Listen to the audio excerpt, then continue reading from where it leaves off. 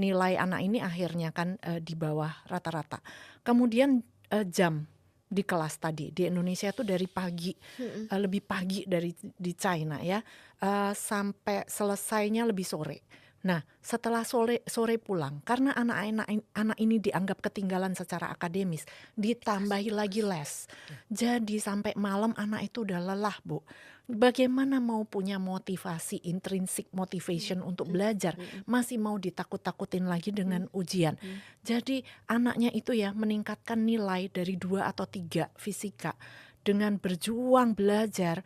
Sampai anaknya nangis bisa Bu dapat 68. Itu memang udah wah luar biasa sekali. Tapi itu dengan perjuangan dia nangis-nangis. Do you think they will be interested in physics? Nggak bakal Nggak gitu loh. bakal. Jadi padahal tadi bicara Finlandia, saya pernah mewawancara mahasiswa kita yang mendapatkan beasiswa S3 di Finlandia dan sudah punya anak balita. Jadi dibawalah ikut ke Finlandia, otomatis bersekolahlah, merasakan sekolah di sana. Dan observasi yang tadi saya katakan Bu, itu benar-benar dijalankan oleh guru-guru di sana. Jadi waktu anaknya kelas 2 SD, tahu-tahu ibunya ini ditelepon sama gurunya.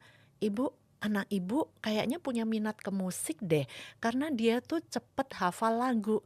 Hanya karena anaknya cepet hafal lagu Bu, belum tentu karena bisa main musik ya Bu.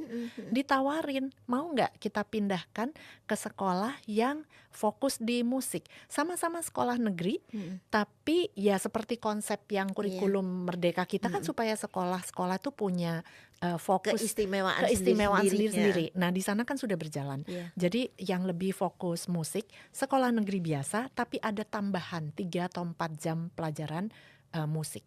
Tetap bukan hanya belajar main musik ternyata, Iya. tetap belajar ada sains melalui musik.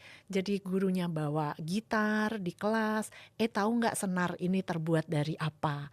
Dan bedanya yang sintetis dengan terbuat dari ekornya kuda katanya.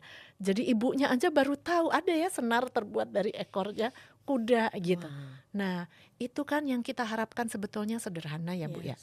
Saya pernah ngobrol sama rektor sebuah universitas swasta Bu. Menarik sekali, beliau ini mengajar organic chemistry.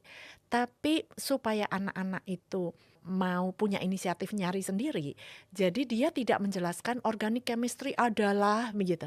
Tapi anak-anak disuruh bikin film horor tentang organic chemistry. Nah kan menarik bikin film, menyenangkan. Tapi anak-anak nggak bisa bikin film horor tentang organic chemistry kalau dia nggak paham organic chemistry itu Yes. apa. Jadi tanpa dipaksa suruh baca pun punya inisiatif akhirnya cari tahu sendiri Nah apa itu organic chemistry nah demi dia bikin film nah, horor. karena Bapak dosen atau, Bapak rektor tadi punya purpose, tujuan. Ya, jadi nggak perlu dijejalin dengan tadi hafalan-hafalan apakah itu organic chemistry dan itu sampai di tahapan mana konten itu harus dikuasai waktu kelas 12 begitu kan. Karena dari situ anak-anak ternyata sudah tahu how to-nya, bagaimana mereka bisa mencari itu kalau Iya kontennya mereka belum punya gitu iya kan. Itu bekal yang iya, dibutuhkan di dunia betul kerja zaman betul. sekarang kan Bu. Iya, dan Ya. memaknai apa yang dia pelajari, itu kan yang lebih penting ya. Menurut saya dalam membuat kebijakan, itu kalau bisa juga jangan selalu langsung siswanya dulu gitu. Jadi kesannya kayak jadi kelinci Yes. percobaan dalam membuat kebijakan. Kenapa tidak difokuskan yang di atas-atasnya dulu nih Iya para guru, orang dewasanya dulu gitu iya, yang disiapkan baik-baik. betul.